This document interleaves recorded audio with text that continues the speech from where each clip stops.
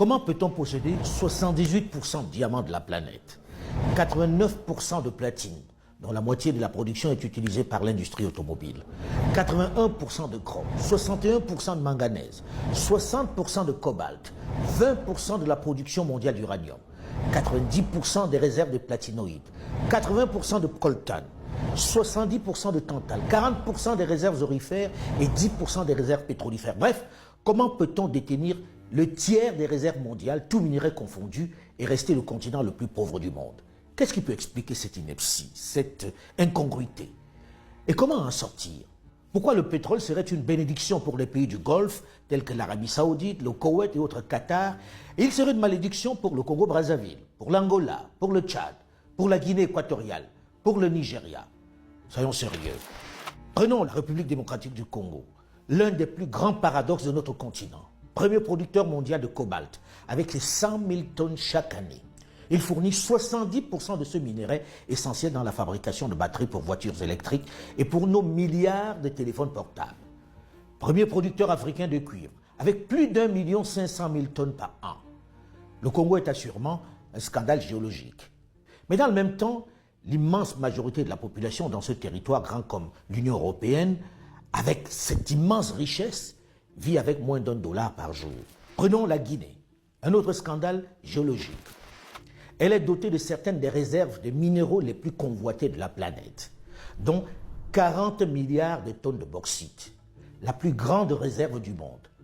À cela s'ajoute, tenez-vous bien, plus de 20 milliards de tonnes de minerais de fer. Les réserves potentielles d'or sont estimées à 700 000 tonnes. Diamants, 30 à 40 millions de carats de réserves prouvées, 500 millions de carats de réserves probables. L'or et les quantités indéterminées d'uranium. Mais 55% des 11 millions d'habitants de la Guinée vivent avec moins de $1,25 par jour. Et le pays se classe 178e sur 187 pays selon l'indice de développement humain 2013 du PNUD, qui mesure le niveau de vie des pays. À qui profite cette immense richesse qui laisse les Guinéens dans l'extrême pauvreté? Les mêmes compagnies internationales.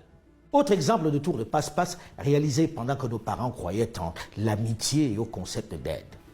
Le Niger et son uranium, où l'État cède en 1968 la principale concession d'Arlit de 375 km² utilisée comme combustible nucléaire dans les centrales nucléaires en France et pour la force de dissuasion nucléaire française.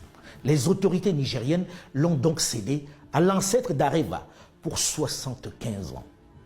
Ce qui veut dire que lorsque l'on parle du Niger comme le 3e producteur mondial d'uranium, c'est un peu une vue de l'esprit, dans la mesure où les Nigériens les récupéreront, avec un peu de chance, leur principale mine qu'en 2043. Qui est capable de dire quelle est la part du Gabon dans l'immense réserve qui a fait de lui un émirat pétrolier? Dans les anciens contrats, il avait moins de 20%.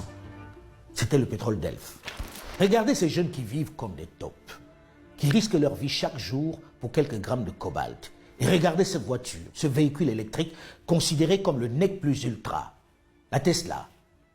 Sans lui, elle n'existerait pas, quel que soit le talent du créateur. Mais regardez le fossé qui sépare le monde du fabricant de celui du creuseur. Cherchez l'erreur. Nous ne savions rien de ce qui se passe et nous n'avons même pas la quantité du pétrole qui sortait de notre pays. Nous ne la connaissions pas. Vous voulez dire que les autorités congolaises ne la connaissaient pas. Ne connaissaient pas la quantité de pétrole extraite de leur sol? Par quel moyen? Là, on a, si vous voulez, à mon avis,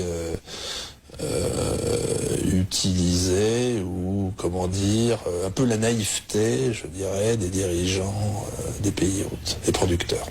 C'est le FMI, c'est la Banque mondiale.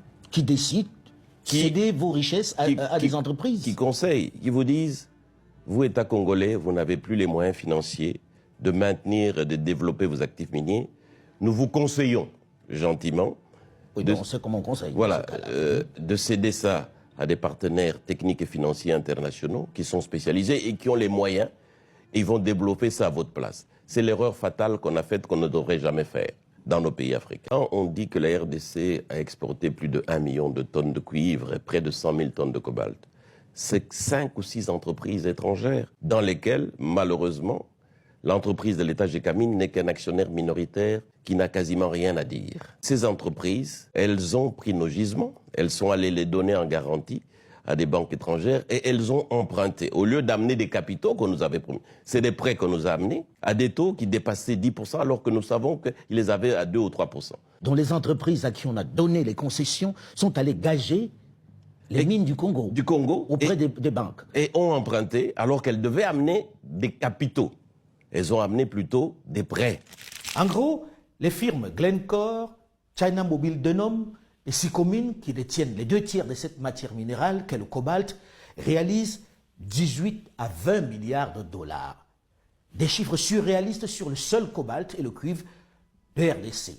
Tandis que l'État congolais ne perçoit que 1,3 milliard, c'est-à-dire à peine 10%.